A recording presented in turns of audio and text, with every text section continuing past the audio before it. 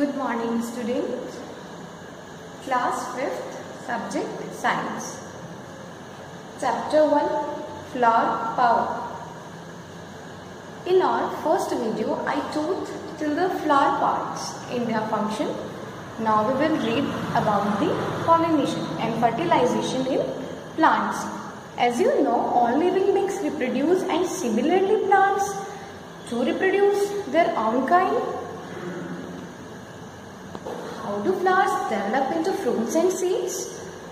In the life cycle of a plant, we know that flowers develop into fruits and seeds. As you know, plant के life cycle में हम जानते हैं कि flower जो है वो फ्रूट्स में और सीड्स में चेंज होता है. For the seeds to form the pollen of a flower has reached the ovary. The transfer of pollen from the stamen to the carpel is called pollination. Let's see on the board. The transfer of pollen from the stamen to the carpel is called pollination. Pollination means होता है परागण. परागण means क्या होता है या pollination means क्या होता है? Let's see. जब pollen का ट्रांसफर यहाँ देखो, ये पूरा फ्लावर है, ठीक है, और फ्लावर के पार्ट कार्पल और स्टेमन ये मैंने सेपरेट ड्रॉ कर रखे हैं. तो pollination, the transfer of pollen from the stamen to the carpel is called pollination.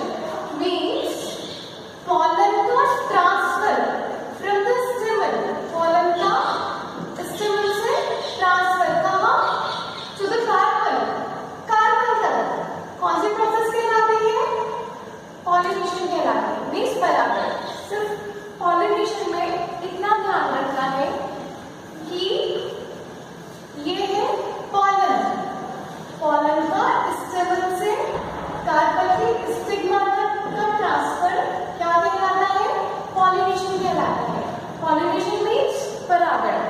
And repeating, the transfer of pollen from the stamen to the carpel is called pollination. Means pollen का stamen से transfer होना कहाँ? Carpel. ये process कौन सी process कहला रही है? Pollination कहला रही है. अब ये प्रोसेस कैसे होती है ये देखेंगे हम. Both living and non-living things can be agents of pollination. Living thing और non-living thing दोनों pollination के agents हो सकते हैं.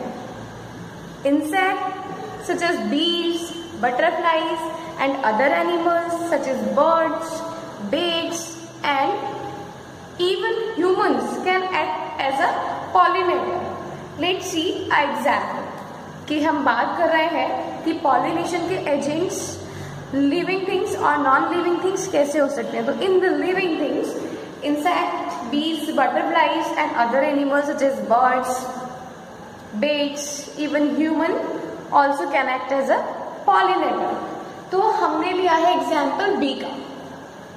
ओके, हमने बी का एग्जाम्पल लिया है. Bee sits on a flower, जो कि कहाँ बैठी है? फ्लावर पे बैठी है. वे A bee sits on a flower.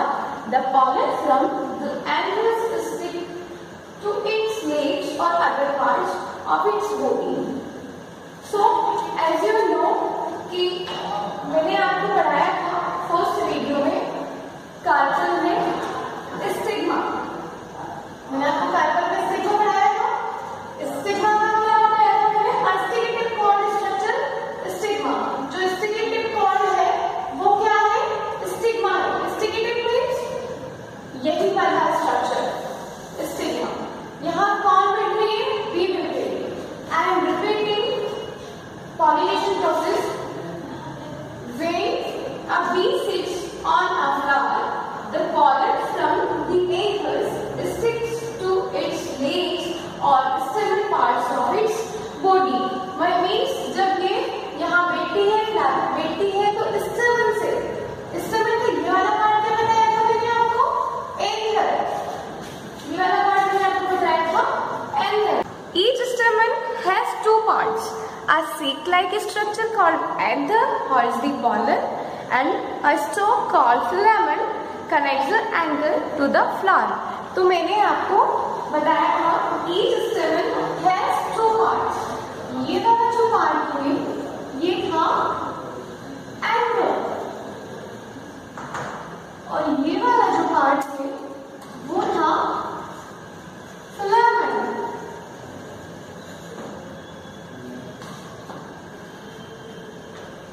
Angle and filament, and this whole structure is similar. तो मीन्स जब एक बी कहाँ से होती है, फ्लावर पे से होती है, बैठती है, तो क्या होता है, जो पॉलन होते हैं स्टेमन से जो पॉलन होते हैं वो कहाँ, उसकी बॉडी पर और उसके लीव्स पर स्टिक हो जाते हैं, चिपक जाते हैं या लग जाते हैं. When a bee sits on a flower, the pollen from the angle sticks to its leaf or other parts of its body. इसकी बॉडी पे भी लग जाते हैं कुछ पॉलन स्टेमन से और इसके लीव्स पे भी लग जाते हैं. The pollen that is on the bee's leaves or other parts of its body, वो pollen, वो परागकण जो कि उसके leaves पे लगे हैं, उसकी बॉडी पे लगे हैं, falls onto the sticky stigma of the sand or different flower. जब ये यहाँ बैठती है, या तो सैंड फ्लावर भी हो सकता है, मे बी कि सैंड फ्लावर हो, और ये भी हो सकता है कि वो सैंड फ्लावर ना हो, कोई अदर फ्लावर पर जाकर बैठे. तो the pollen that is on the bee's legs or other parts of its body falls onto the sticky stigma of the same or different flower. Means first of all हमने देखा कि B जो है वो फ्लावर पर बैठी. Then flower से जो स्टेमन के जो पॉलन है, स्टेमन के पॉलन कहाँ होते हैं, एंथर में होते हैं. मैंने आपको फर्स्ट वीडियो में पढ़ाया था स्टेमन has two parts, anther and filamen. Anther, a seed-like structure called anther, which holds the pollen, जो कि इसको hold किए रखता है, pollen को hold किए रखता है. तो यहाँ से pollen, when a bee sits on the flower, तो यहाँ से ये वाले पार्ट से pollen उसकी बॉडी पे और उसके leaves पे stick हो जाते हैं. And the pollen that is on the bee's leaves or other parts of its body, वो pollen जो कि उसके leaves पे और उसके other parts पे बॉडी के चिपके हैं, वो या तो sand flower पे बैठती है तो उसके स्टिग्मा पे लग जाते हैं, या किसी other flower पे जाके बैठती है तो उसके स्टिग्मा पे लग जाते हैं. So process is called pollination. Pollination की प्रोसेस में इतना ही है कि pollen जो है वो स्टेमन से कार्पल तक ट्रांसफर होता है. I am repeating complete process. The transfer of pollen from the stamen to the carpel is called pollination.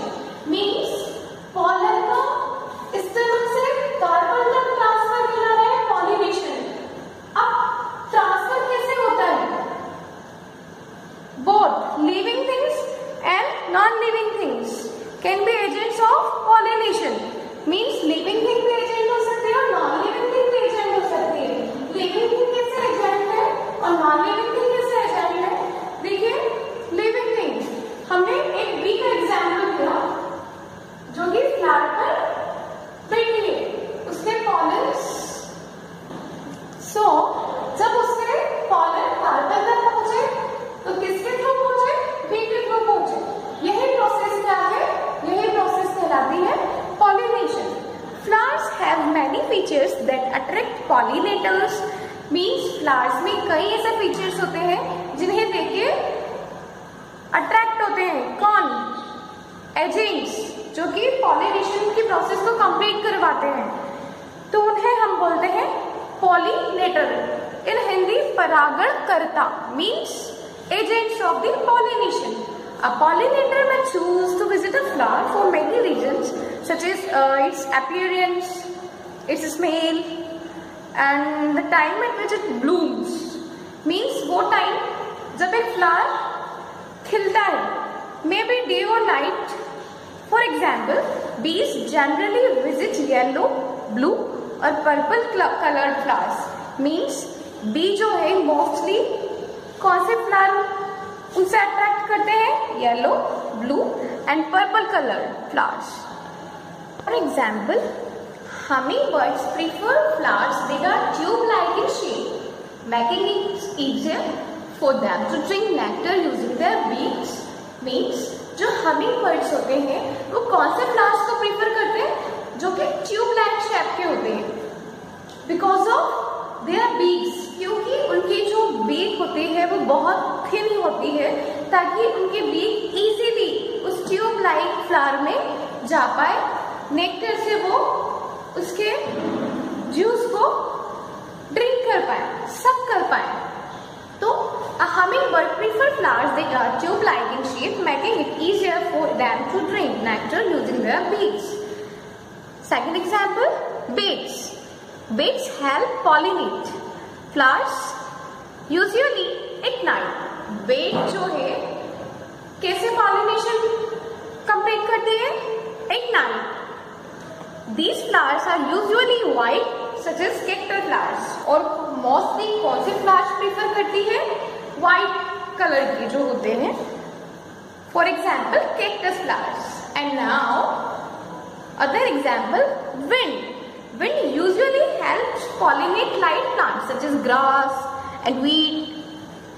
Means हवा भी जो है एक एजेंट है pollination का, जो कि लाइट प्लांट होते हैं उन्हें जैसे ग्रास एंड वीट, उन्हें कंप्लीट पॉलिनेट प्रोसेस कंप्लीट होती है through the wind.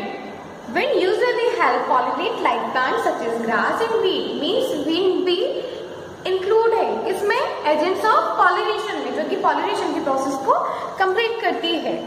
Now this topic has finished. Pollination वाला जो टॉपिक है वो हमारा फिनिश हो चुका है. आफ्टर देन ऑफ पॉलिनेशन अब हमें ये देखना है कि हमने फ्लावर्स पढ़ लिए, हमने उसके पार्ट्स पढ़ लिए, हमने उसके फंक्शंस पढ़ लिए, हमने पॉलिनेशन पढ़ लिया. अब पॉलिनेशन के बाद फ्लावर में क्या होता है? Let's see what happens after pollination. So during the process of pollination, pollen from the stamen reaches the stigma of a flower. यही होता है पॉलिनेशन की प्रोसेस, कि पॉलिनेशन की प्रोसेस में पॉलन जो है वो क्या करते हैं? स्टेमन से कार्बन तक पहुंचते हैं. It then travel down the style of the carbon into the ovary and fuses with an ovule. तो स्टेमन से पॉलन का कार्बन के स्टिग्मा तक पहुंचने का प्रोसेस तो पॉलिनेशन हो गया. अब इसके बाद का प्रोसेस क्या है? It's then travel down the style. It's called style. Means pollen का स्टिग्मा से स्टाइल के थ्रू कहाँ जाना? ओवरी तक जाना. और ओवरी में क्या होते हैं? ओव्यूल होते हैं. Then ओव्यूल के साथ फ्यूज होना. This process is called fertilization. This process is called fertilization. During the process of pollination, pollen from the stamen reaches the stigma of a flower. It then travels. स्टेमन से pollen आए stigma तक, और stigma से style के through ovary में गए, और ovary में है ओव्यूल. ओवरी ओव्यूल कंटेन करती है. मैंने आपको बताया था कार्बन वाली स्ट्रक्चर समझाई थी कि स्टिग्मा से स्टाइल के थ्रू pollen आए और वो pollen बाहर गए, ओवरी में गए एंड वहां ओव्यूल के साथ फ्यूज हो गए, और उनका ये फ्यूजन ही क्या कहलाता है? Fertilisation. And this reproduction is called sexual reproduction in plants. The ovary further develops into a fruit with the ovules as the seed. तो ovary जो है वो किस में चेंज होगा? फ्रूट में. When the fruit ripens, the seeds are scattered away from the parent plant by a process called seed dispersal. Seed dispersal means बीजों का फैलाव. अब हमने पढ़ लिया पॉलिनेशन और फर्टिलाइजेशन. फर्टिलाइजेशन क्या है? पॉलन का स्टाइल से ओवरी तक आना और ओव्यूल के साथ फ्यूज होना. अब इसके बाद क्या होता है? एक और प्रोसेस होता है जिसे हम बोलते हैं seed dispersal. When the fruit ripens, the seeds are scattered away from the parent plant by the process called seed dispersal. Many seeds have special features that help them get dispersed. यानी बीजों का फैलाव। फिर ये seeds एक place से दूसरे place जाते हैं और कई सीड्स में कई स्पेशल फीचर्स होते हैं डिस्पर्जन के लिए। फॉर एग्जाम्पल कुछ सीड्स में छोटे छोटे स्पाइक्स होते हैं जिससे वो किसी भी थिंग्स के स्टिक हो जाते हैं या फिर किसी बर्ड्स या किसी एनिमल की स्किन से स्टिक हो जाते हैं और एक प्लेस से दूसरे प्लेस चले जाते हैं। Under suitable conditions these seeds में develop into a new plant. और सुटेबल कंडीशंस अगर उन्हें मिलती हैं तो वो सीड्स प्लांट में चेंज हो जाते हैं। और मैंने आपको पहले भी बताया था कि सुटेबल कंडीशंस कौन कौन सी हो सकती हैं। सुटेबल कंडीशंस हो सकती हैं कि उनको प्रॉपर अमाउंट में वाटर मिल रहा है, वो जो सॉइल है जहाँ सीड से प्लांट ग्रो होगा वो सॉइल फर्टाइल होना चाहिए, सनलाइट प्रॉपर उन्हें जितनी चाहिए मिलना चाहिए। तो ये कुछ बेसिक नीड्स है सीड से फ्लावर को चेंज होने के लिए।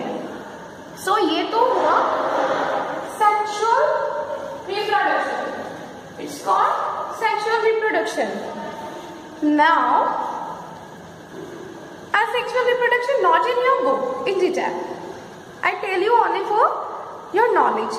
asexual reproduction जो है वो आपका पूरा डिटेल में नहीं है, बट मैं आपको बता देती हूँ only for your knowledge. Okay तो बुक में नहीं है डिटेल में, इसलिए परेशान नहीं होना है, मैं सिर्फ आपको बता रही हूँ only for your knowledge. What is asexual reproduction? Asexual reproduction is a type of reproduction which does not involve the fusion of gametes. Means उसमें गैमेट्स फ्यूज नहीं होते। Asexual reproduction that are generally identical to their parent plant, जो कि parent plant के identical होते हैं। Okay and they plant reproduce to their identical clone of the parent plant individually. और वो प्लांट के बिल्कुल क्लोन की तरह होते हैं, पेरेंट प्लांट के बिल्कुल क्लोन की तरह होते हैं। So it is asexual reproduction. इसके kinds भी हैं, but asexual reproduction not in your book in detail. So I told you only for your knowledge. Okay? Thus, the cycle of a flowering plant continues. तो इस तरीके से life cycle complete होता है flowering plant का। And so after this our last topic is why is pollination important. Pollination plays an important role in our life. If pollination does not occur, plants will not be able to make seeds and more plants cannot grow from them. Pollination हमारी life में एक important role play करता है। अगर pollination नहीं हो तो seeds भी नहीं हो, और सीड्स नहीं हो तो सीड से प्लांट्स भी ग्रो नहीं हो। If there are no pollinators around, flowers में simply dry and fall off a plant. अगर पॉलिनेटर्स ना हो तो देखिए पॉलिनेटर्स की भी इतनी ही इम्पॉर्टेंस है। पॉलिनेटर्स नहीं हो तो फ्लावर्स ड्राई हो और ड्राई होकर वो झड़ जाए प्लांट से, and this stop the production of fruits, और हमें फ्रूट्स का प्रोडक्शन भी नहीं मिले। Hence, pollination is essential for farmers to be able to continuously produce the various foods that we obtain from plants. तो pollination एक essential role है जो कि क्या करता है, हमें फूड भी प्रोवाइड करवाता है। And pollination is important in human life also because it leads to production of fruit seeds that we eat and create more plants. So our chapter has finished. Thank you.